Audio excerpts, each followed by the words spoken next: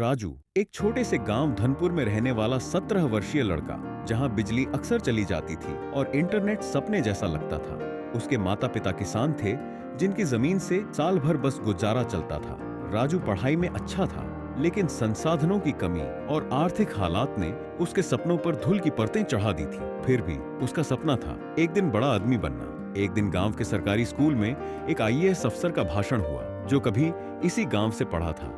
उसने कहा, सपने वही देखो जो नींद उड़ा दे, और मेहनत इतनी करो कि तकदीर भी शर्मिंदा हो जाए। इसने राजू की आत्मविश्वास बढ़ाया। उसी रात उसने ठान लिया वो शहर जाकर इंजीनियरिंग की पढ़ाई करेगा, चाहे हालात कैसे भी हों। जब राजू ने अपने माता पिता से अपनी बातें बताई, उन्होंने पहले मना कर दिया। पिता ने कहा, बेटा हम कैसे पढ़ाएंगे तुझे, खेत से ही घर चलता है। माँ ने आंचल से आंसू पोंछते हुए कहा, शहर में अकेले कैसे रहेगा तू। राजू टूटा नहीं। उसने समझाया कि यह सिर्फ उसका नहीं, पूरे गांव का सपना है। स्कूल के एक पुराने शिक्षक श्री मिश्रा जी ने राजू की लगन देखी और कहा, तू पढ़, मैं तेरे लिए रास्ता खोजूंगा। उन्होंने एक एनजीओ से संपर्क किया, जो ग्रामीण छात्रों को स्कॉलरशिप देती थी। इंटरव्यू और टेस्ट के बाद राजू को स्कॉलरशिप मिल गई, शहर में पढ़ने का मौका और हॉस्टल की सुविधा।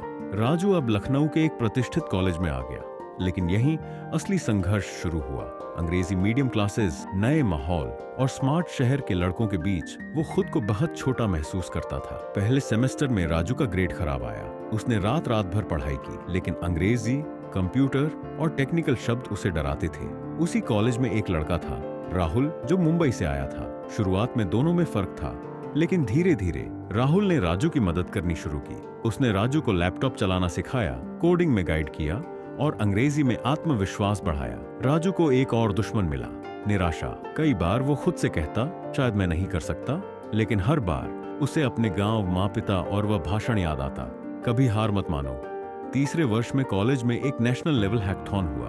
देश भर के छात्र आए। राजू और उसकी टीम, जिसमें राहुल भी था, ने एक कृषि एप्लीकेशन बनाई, जो किसानों को मौसम, बीज और फसल से जुड़ी जानकारियां देती थी। राजू ने इस ऐप के पीछे अपनी जिंदगी की सच्चाई रखी। जजेस ने पूछा, तुम्हें इस ऐप का विचार कैसे आया?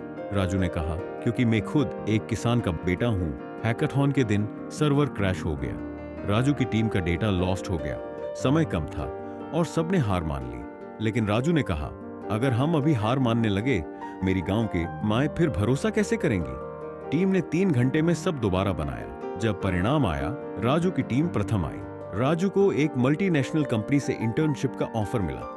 साथ ही उस कृषि ऐप पर सरकार ने फंडिंग दी, ताकि पूरे राज्य में किसानों को इसका लाभ मिल सके। पढ़ाई पूरी करने के बाद राजू ने गांव लौटा। उस गांव में एक रूरल इनोवेशन सेंटर शुरू किया, जहां बच्चों को मुफ्त कंप्यूटर सिखाया जाता, किसानों को ऐप के जरिए मदद मिलती और युवा आगे बढ़ने की प्रेरणा पाते। अब राजू केवल एक इंजीनियर नहीं था, वो गांव के लिए उम्मीद बन चुका था। लोग उसे छोटे शहर का हीरो कहते थे। मीडिया आई, इंटरव्यू हुए, लेकिन राजू ने कहा, अगर उस दिन मेरे गुरुजी और माँ पिता ने मुझे रोका होता, तो मैं आज यही खेत में होता। सपने देखना आसान नहीं, लेकिन जरूरी है। राजू अब दूसरे बच्चों के लिए वो मेंटोर बन गया, जो किसी समय उसे मिला था। उसने सबको सिखाया, बड़े शहर से नहीं, बड़े इरादों से लोग बड़े बनते हैं। हार तभी होती है जब हम कोशिश करना छोड़ दें। सपने छोटे हों या बड़े, देखने का हक सबको है।